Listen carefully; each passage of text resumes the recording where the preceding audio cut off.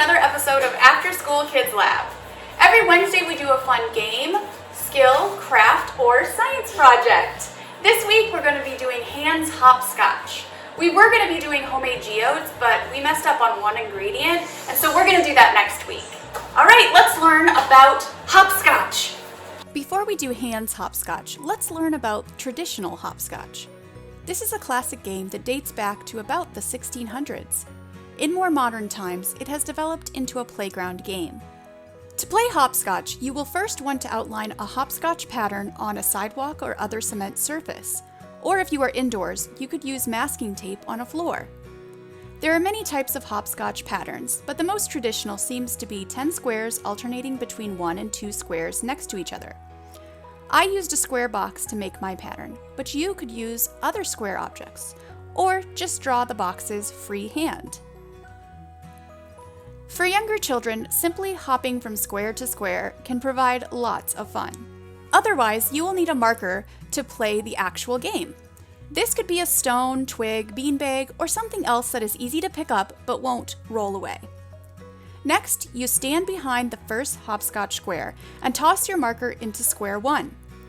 Then you hop over square 1 and back, making sure you hop on 1 foot for 1 square and 2 feet for 2 squares next to each other. You will pick up your marker as you come back across the hopscotch pattern. Then you repeat the process by throwing the marker into square 2 and so on. You are out if you do one of the following things. Your marker fails to land in the proper square. You step on a line. You fall. You place a hand on the ground when not picking up your marker. You lose balance bending over to pick up the marker, causing a second hand to touch the ground. You put 2 feet down in a single box.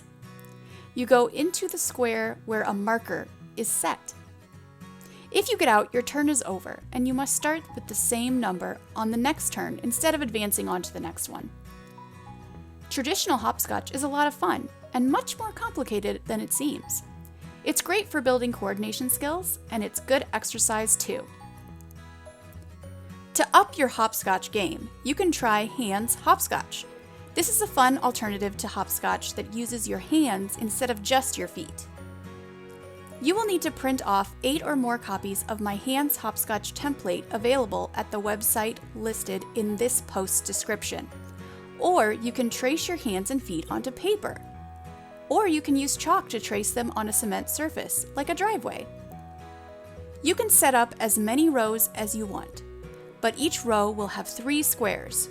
Each square will have at least 1 hand or 1 foot, and unless you are inviting over an alien friend from outer space, you can only have at most 2 hands or 2 feet per row. 2 left feet per row, 2 right hands per row, etc. will also not be possible, bearing in mind standard human anatomy. If you use printed or traced paper, you may want to tape them to the floor. Ours slipped around without being taped. The players take turn hopping on the hands and feet, following what those pictures show. So keep left feet on left footprints, right hands on right handprints, and so on. If you mess up or fall, you are out. You have to go to the back of the line and try again. Now it's time for questions. This is, after all, After School Kids or Ask Lab. How did you do playing traditional hopscotch versus hands hopscotch? How could you rearrange or change these games to make them easier or more difficult? For example, you could try mixing up the hands and feet in hands hopscotch, much like a game of Twister, to make the game more difficult.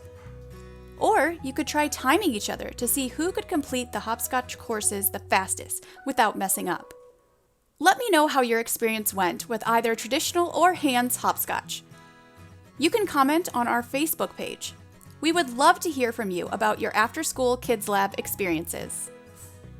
Thanks for joining us for After School Kids Lab. We hope you enjoyed playing hopscotch. Next week, like I said, we're going to be doing those homemade geodes. Until then,